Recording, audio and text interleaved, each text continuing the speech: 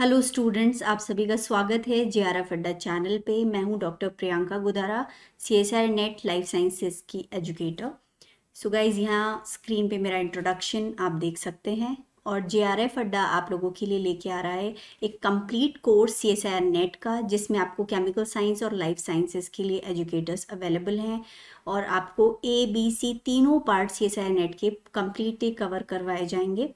उसके साथ में आपको जो है कंप्लीट नोट्स PDF फॉर्म के अंदर आपको यहाँ पे मिल जाएंगे। और गाइज, ये कोर्स शुरू हो रहा है 1 नवंबर से, सो काफ़ी कम दिन बचे हैं।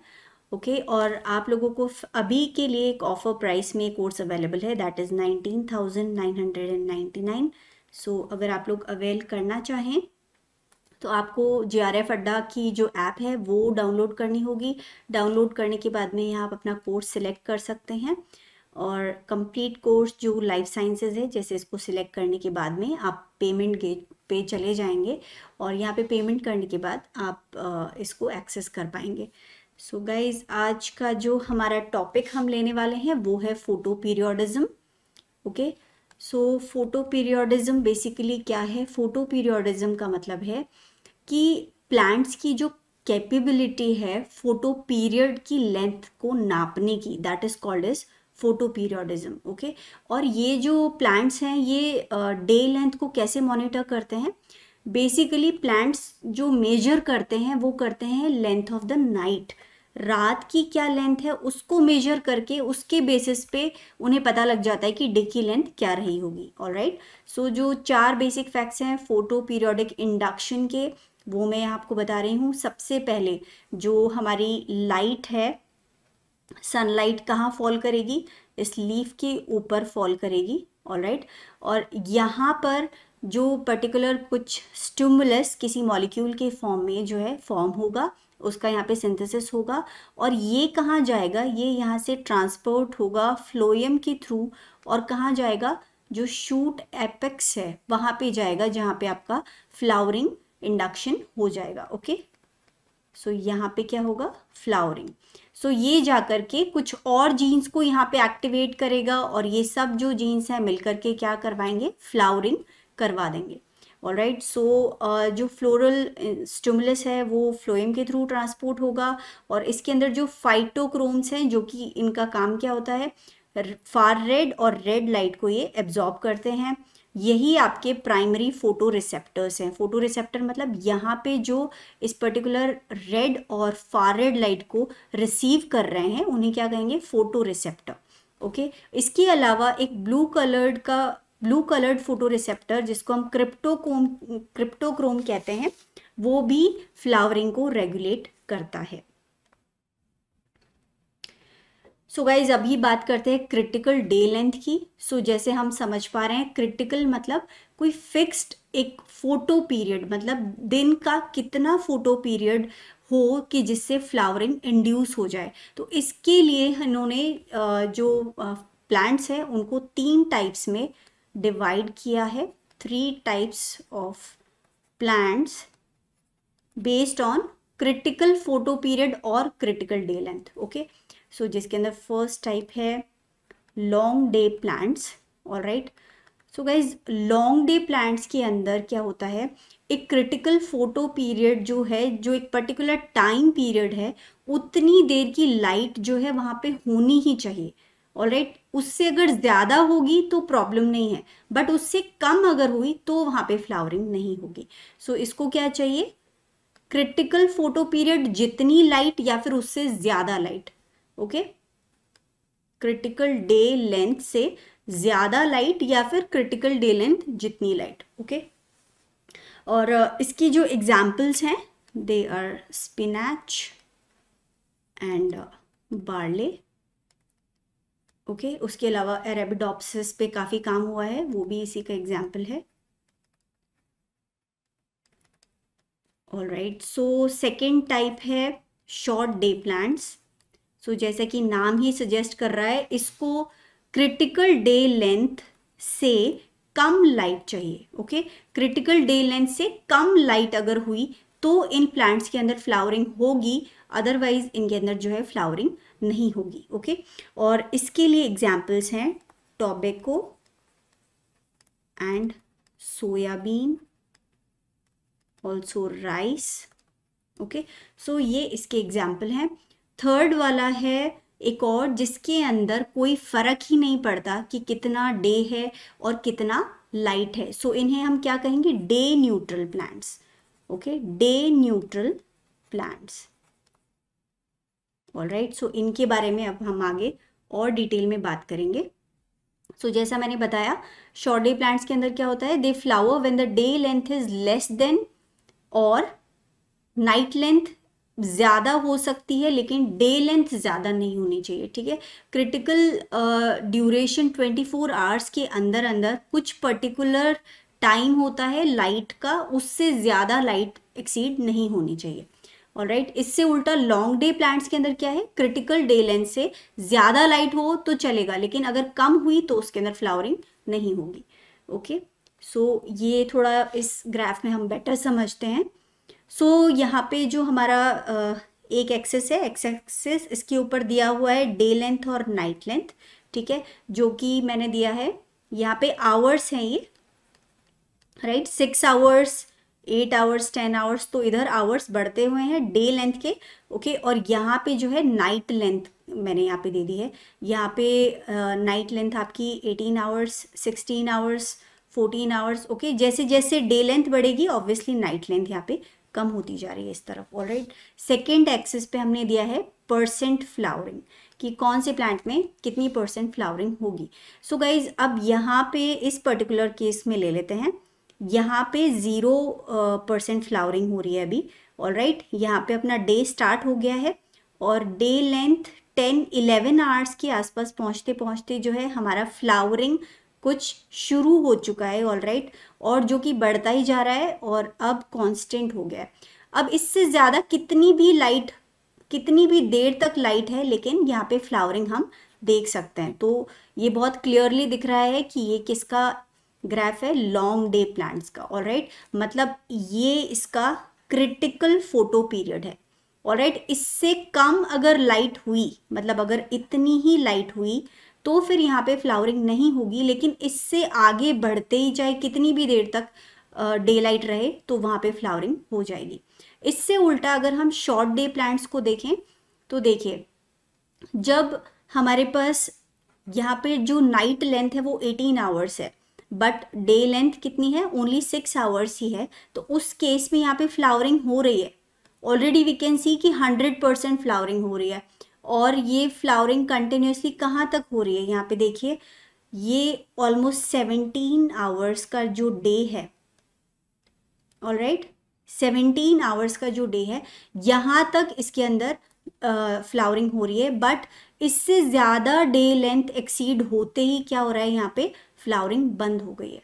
ऑलराइट, सो यहाँ पे क्योंकि नाइट लेंथ अब कम हो गई है और डे लेंथ बढ़ती ही जा रही है, सो वी कैन से ये जो पर्टिकुलर टाइम है ये क्या है, क्रिटिकल फोटो पीरियड है। किसका, क्रिटिकल फोटो पीरियड है SDPs का, मतलब शॉर्ट डे प्लांट्स का। हम देख सकते हैं कि इनको शॉर्ट डे चाहिए, उससे एक्सीड अगर लाइट हुई तो उस केस के अंदर यहाँ पे फ्लावरिंग रुक जाएगी। So these R S. हमारे लॉन्ग डे प्लांट्स हैं, उन्हें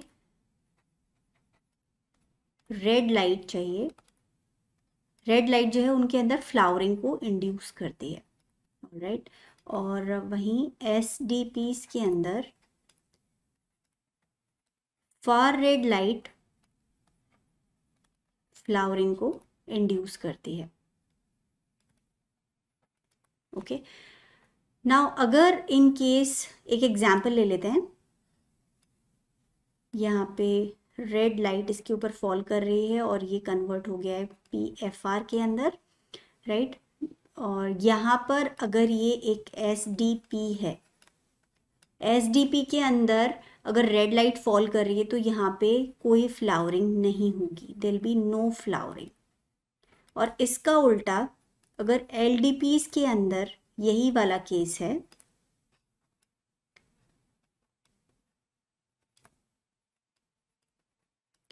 तो उस केस में क्या होगी, यहाँ पे फ्लावरिंग हो जाएगी। और बिल्कुल इसका जो उल्टा है, रिवर्स, वो अगर फॉर रेड लाइट फॉल कर रही है तो उस केस में किसके अंदर फ्लावरिंग होगी, एसडीपीज के अंदर, और एलडीपीज के अंदर नहीं होगी अगर फार रेड लाइट पड़ रही है। ओके, सो इसको और समझते हैं। ये जो मैं ड्रॉ कर रही हूँ ये है हमारा क्रिटिकल डे लेंथ। अगर इस क्रिटिकल डे लेंथ से कम नाइट रही, सपोज इतनी ही अगर नाइट है और इतना लंबा जो है वो डे है, तो उस केस के अंदर किन के अंदर फ्लावरिंग होगी, एलडीपीज के अंदर फ्लावरिंग हो जाएगी, बट एसडीपी के अंदर फ्लावरिंग नहीं होगी। Okay, so this is a typical LDP. Now second case देखते हैं। ये नाइट है, ओके, और ये क्रिटिकल डे लेंथ से भी आगे जा चुकी है, तो उस केस में यहाँ पे किसके अंदर, एसडीपीज के अंदर फ्लावरिंग होगी और एलडीपी के अंदर फ्लावरिंग नहीं होगी। थर्ड केस हम देख रहे हैं, ठीक है, इसके अंदर ये नाइट है, ये नाइट है, ओके, और एक बार मैं कलर कुछ चेंज करके इसके अंदर ड्रॉ करूँगी क्रिटिकल डे लेंथ तक। एक बार इसको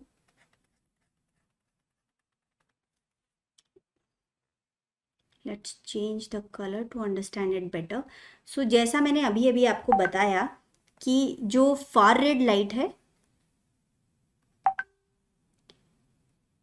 जो फार रेड लाइट है वो अगर यहाँ पे फार रेड लाइट फॉल कर रही है, जो हमारा नाइट का टाइम है उसके बीच में हमने कुछ देर के लिए अगर इस सिस्टम को, इस पर्टिकुलर प्लांट को आर्टिफिशियली फार रेड लाइट अगर हमने इसको प्रोवाइड करवा दी, तो फार रेड लाइट के केस में यहाँ पे किसके अंदर फ्लावरिंग होगी, जो हमारा एसडीपी है उसके अंदर फ्लावरिंग हो जाएगी, बट एलडीपी के अंदर यहाँ फ्लावरिंग नहीं होगी। ओके, इससे उल्टा एक और केस देखते हैं।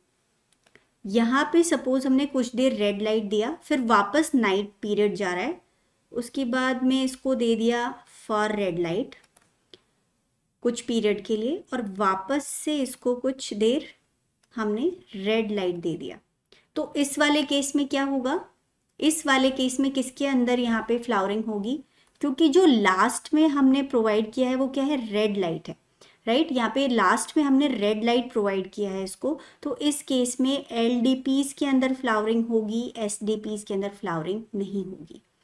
एक और केस देख लेते हैं।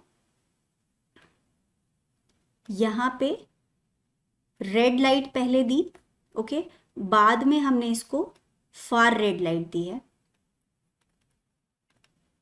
तो बाद में फार रेड लाइट देने की वजह से अब किसके अंदर फ्लावरिंग होगी, जो हमने बाद में लास्ट में जो भी तरह की लाइट हमने इसको एक्सपोज किया है वो जो है डिटरमाइनिंग है यहाँ पर।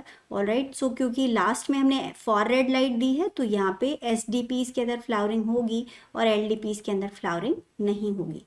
एक और एग्जाम्पल बता रही हूँ, आप लोगों को बताना है कि कौन से वाले में फ्लावरिंग होगी और कौन से वाले में नहीं होगी।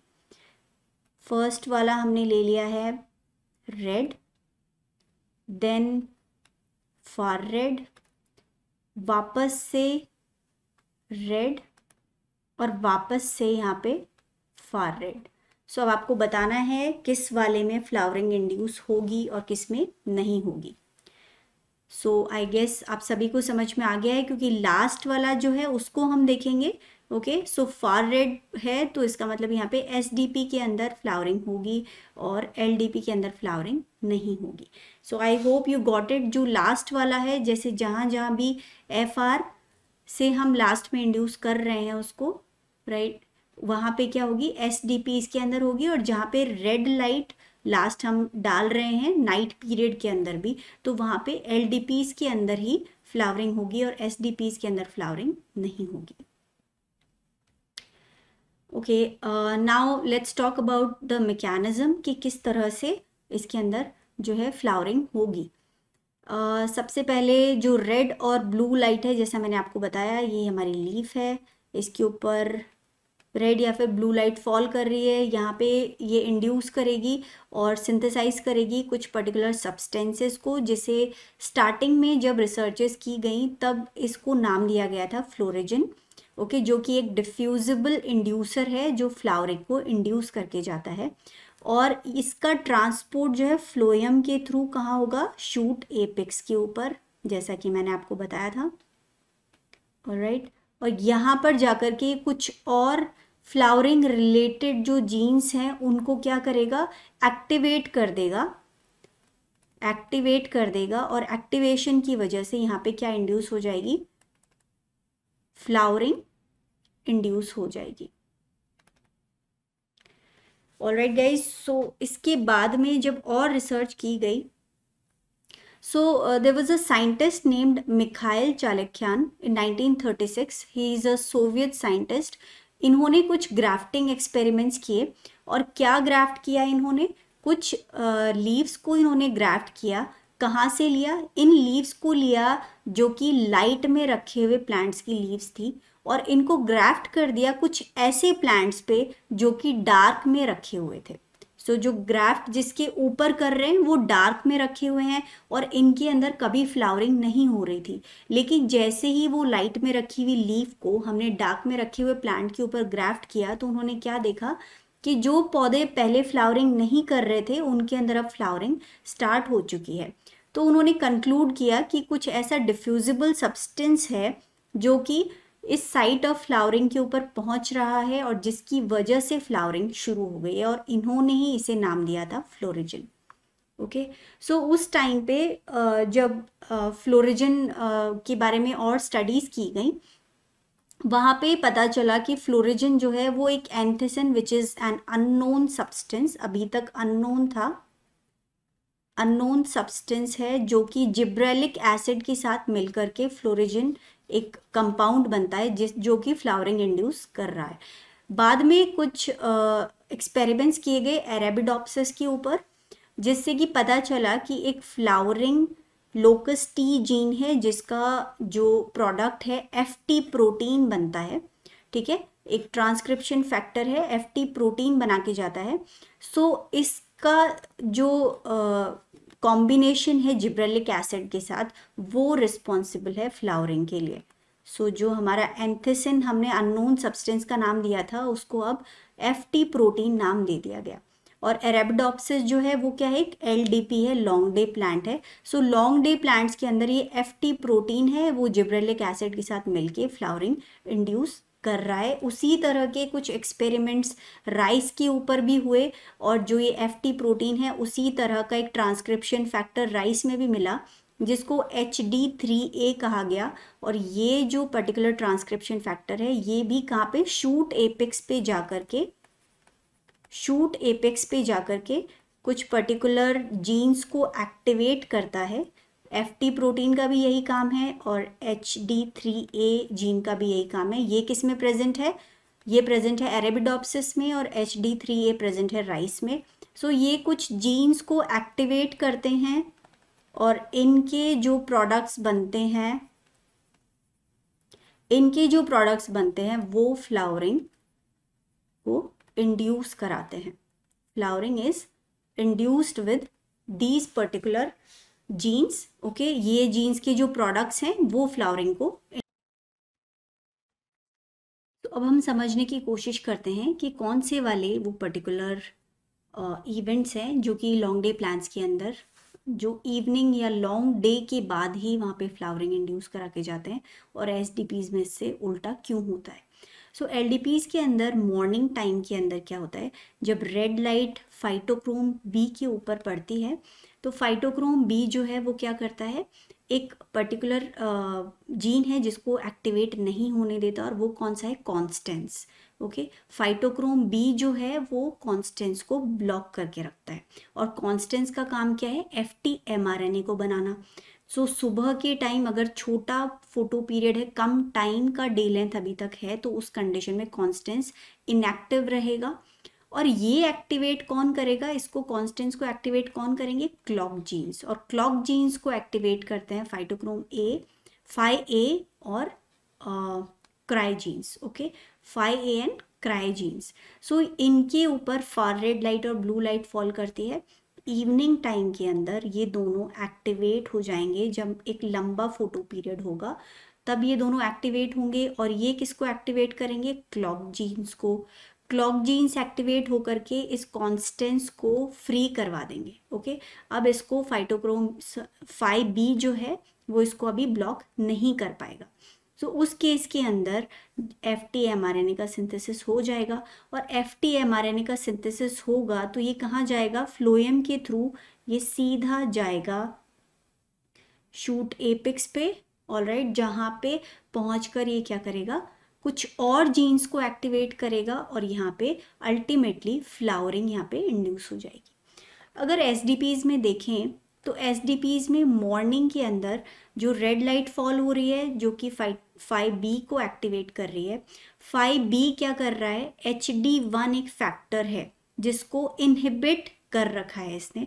तो HD1 जो है वो इनहिबिट है, इस वजह से एक जो जीन है HD3A वो एक्टिव है, क्योंकि HD1 जैसे ही रिलीज होगा वो इसको ब्लॉक कर देगा। ऑलराइट, और सुबह के टाइम पे HD1 जो है उसको PHYB ने रोक के रखा हुआ है, इसको ब्लॉक कर रखा है। ऑलराइट, इसको ब्लॉक कर रखा है, इस वजह से HD3A का अभी mRNA सिंथेसिस हो रहा है। और यहाँ पे HD3A का प्रोटीन जो है वो बनेगा, mRNA बनेगा। ये HD3A mRNA यहाँ पहुँचेगा, इसका आगे और जो एक्टिवेटिंग इफेक्ट है वो होगा, दूसरे और कुछ जीन्स को ये एक्टिवेट करेगा और यहाँ पर क्या होगा? अल्टीमेटली फ्लावरिंग हो जाएगा।